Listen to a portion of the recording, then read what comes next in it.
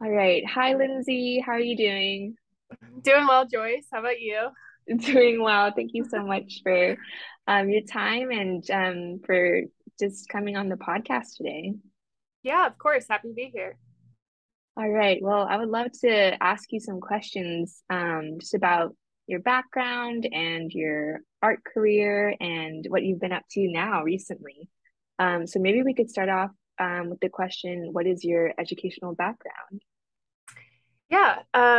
So I went to the University of Virginia after graduating high school, of course. I took art classes all throughout my childhood into high school, took a couple AP classes, but decided by the time it was time to apply for college that I actually did not want to study art in college.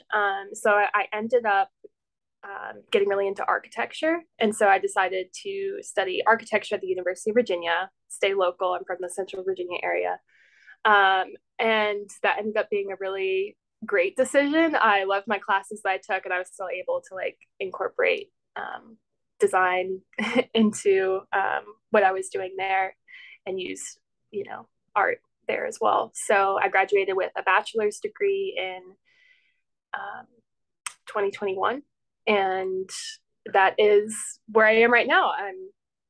Since then have been doing my own business and keeping up with art, doing less of the architecture and more of the art, but there are definitely a lot of ways that those intertwine.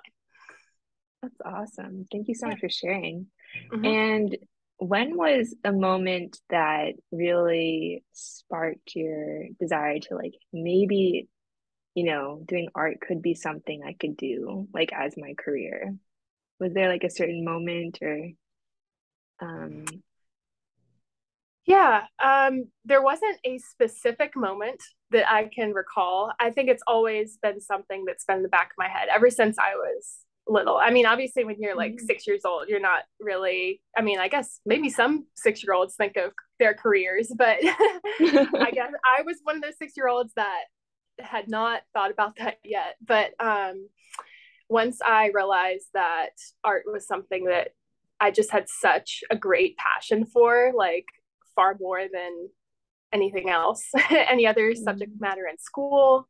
Um, I realized that, hey, this is something that I feel like I could genuinely enjoy as a career. And I knew for a long time that like I wanted to actually enjoy what I was doing as a career and not just kind of go through the motions or just do something because I had to. So mm, I would say sometime in high school is when I decided that art would be a great career for me. I did end up studying architecture, but I was, looking for ways to kind of combine the two. And I think that um, I think that that's been a fun adventure so far. oh wow, that's awesome. And I guess like with your current art career, what are some of the things that you specialize in? And what are your favorite projects to work on? Ooh, that's a good question because I do a wide range of things. Like if someone were to ask me to do an oil painting, like I could, even if I didn't know how to do it, I could try to figure it. Like I'm willing to try and figure it out. Anything two dimensional, like I just love doing. Um, Specifically painting, and even more specifically, I've gotten really into custom shoe designs. So that's what I love doing right now. So people will like send me their white leather shoes or white canvas shoes, and I will hand paint custom designs on them in acrylic paint. I'm used to painting in acrylic, and that's just a different um, canvas that has been also a really fun adventure and something, yeah, it's been really great to kind of navigate and figure out. And then people can actually wear the artwork, which I think is the coolest Hmm. part. That's awesome. Do you have like a pair of shoes that have been like your favorite to do, or maybe top three Ooh. designs? Oh, that's such a good question. Oh, it's so hard to pick a favorite. Um, let's see. I did a pair for a friend. It was one of the first pairs that I did, and they were Marvel themed. Oh, And I so also cool. did a pair Yeah. for my husband today that were also marble themed. That was the very first Mhm. pair that I did. I love those. Um, but I feel like since then I've kind of developed a better system and technique where I've gotten a little bit quicker and like Mhm. I'm able to get more detail in them. So the shoes I ended up doing for a friend that were marble themed, the second pair of marble shoes that I did, I think those turned out really well. There were just a lot of different colors and it was almost like Mhm. a collage style, but also like a Mhm. comic book style. Those, ooh, I feel like it kind of goes back and forth, but right now those are my favorites. That's awesome. Yeah. Yeah, they look amazing. Thank you. When you do them, do you like sketch it out beforehand or do you just go straight onto the canvas? I used to sketch it out on paper and then I would actually, so like from the beginning, I knew I wanted to do like mock-up designs like for the Mhm. customer so that they could kind of finalize their design to make sure that, it is what they wanted. Um, I started off by hand drawing everything. And then, like, I love hand drawing, but realized that I was just drawing like the same shoe like over and over again. So I was like, there's got to be like a more like efficient way to do this. So I recently got Mhm. into Procreate. I have an iPad. So I just Oh, nice. do the designs on Procreate now. So it's kind of a mix of like picture collaging, and I'm still hand drawing just on Mhm. the iPad. It's not quite the same, Yeah. but it gets the idea across, I think, a little better and it gives a more realistic visual of what the final Mm. product would be. And probably Yeah. more time effective too. Yes, yeah, because I can just copy and paste. Like a lot of people want like the same type of shoe, like Hmm. Air Force Ones or like the Air Jordans are the two most popular styles that Yeah. people want. I'll just copy and paste like the blank one rather than like redrawing the same shoe over and over again. So Right. yeah. Right. Nice. And I know we talked about this like before we hopped on the call, but would love to hear about the biggest painting that you've done so far. You could Yes. share about that you did recently. Yeah, definitely. This is also one of my favorite projects. This is way different from the shoes, working on a completely different scale, but it was really great to be able to like switch it up, like take a break from the shoes and just do something completely different and something that was definitely out of my comfort zone. I was a little scared to start it at first because this is by far like the largest painting I've ever done. It's 4 feet by 7 feet. I Wow. realized that it would be most cost effective to make the canvas myself, which my husband he did most of it. So thankfully he was able to help me with that part, which was the part that I was least excited about and the part that he was most excited about. So that worked out well. So he built me a canvas. So we had to learn like that process, like I had never made my own canvas before. I'd always just gone to Michael's and, gotten whatever they Yeah. had there, taken the easy route. But yeah, we learned like how that works, like structurally. Bought like a roll of canvas versus and like stretched it ourselves, which was really cool. Wow.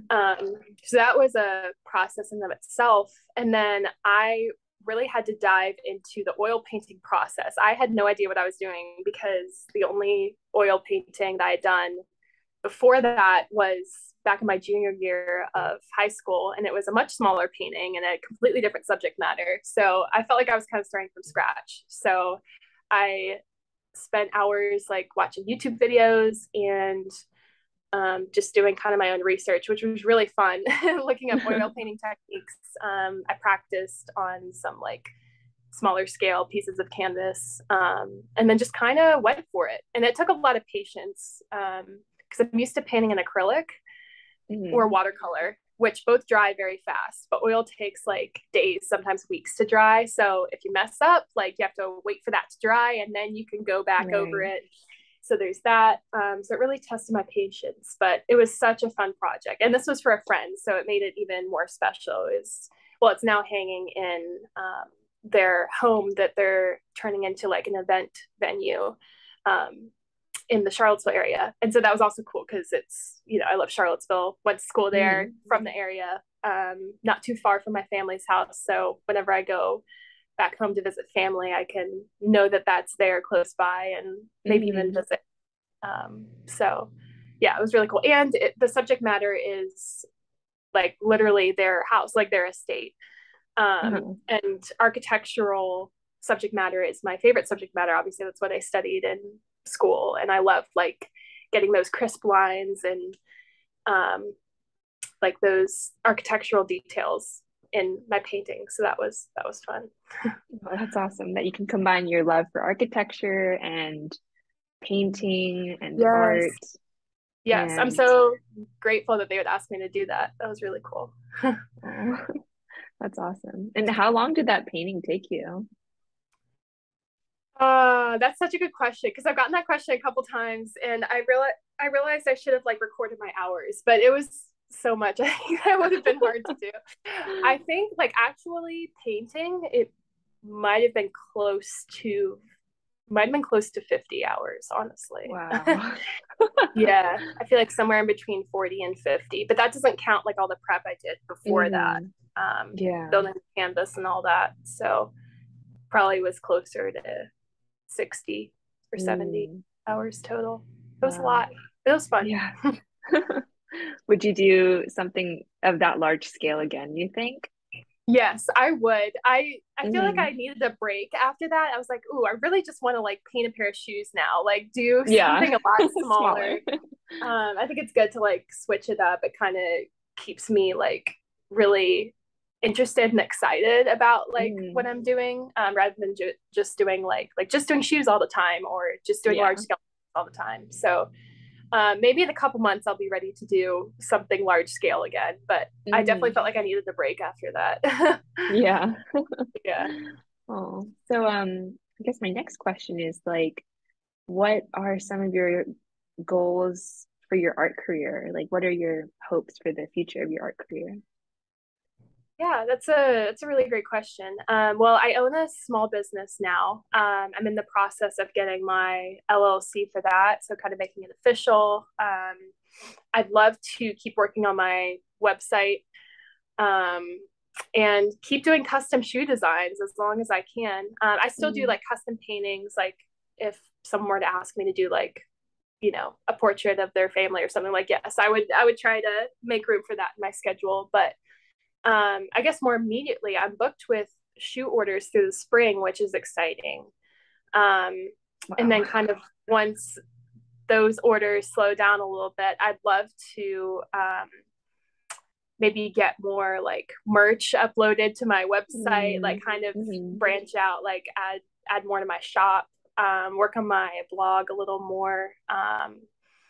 I love sharing about my process and like the places I travel to get art inspiration. So I want to dive into that more. I'm not a big writer, but when it comes to art, like I feel like that's something I can pretty easily write about. So um, yeah, I'd love to get into that more. And I want to make sure that I also like leave room to create for myself too and not just do custom Hmm. work all the time. Like that's one of my main goals that I have over the coming months. Like once the shoe orders get done and like the end of that wave arrives, whenever that is, maybe that'll be next summer. That's kind of what I'm anticipating. Like I would love to kind of sprinkle in some of my own projects and maybe add more to my shop where I'm kind of, I choose the subject matter versus strictly doing like custom work where the Yeah. customer chooses what they want. So yeah, I'm trying to find that balance. It's a Mm. process. That's for sure. Yeah. And I guess my last and final question, thank you, Lindsay, Yeah. is what advice would you give to like students who are thinking about starting their own art businesses or yeah, what advice would you give someone in like high school or college Mhm. from your experience and from your perspective? Yeah.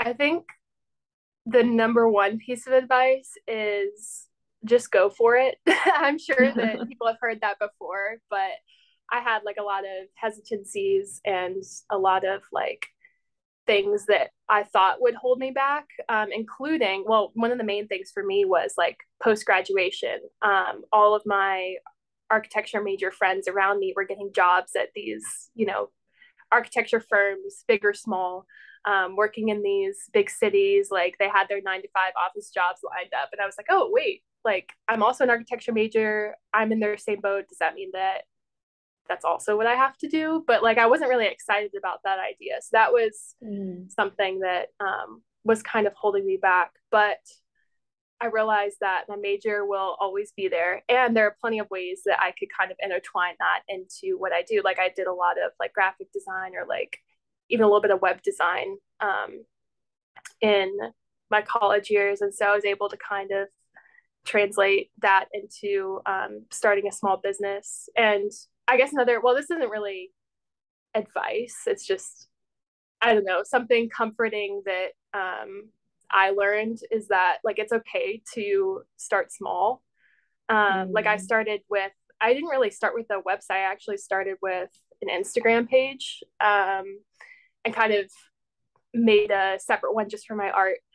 And I was just going to see how that did, like see if I could gauge interest in that way. And then from there, I created my website. And from there, it's, yeah, grown a decent amount. I've been thankful with how much it has grown. I think I'm at a good spot um, where like I have just enough work for like just me. Like I think if I had any more work, then like it would be a little overwhelming, especially with how often I move around and stuff like that. But yeah, just go for it. And there's never like a bad place to start. I feel like even if mm. you just even if you didn't want to start with Instagram, like just go for that website or start that blog or whatever that is, or podcast. Like there's so many great platforms out that you can use to kind of get people interested in what you do. And don't be afraid to just like share whatever you're interested in, because guaranteed there are like more people out there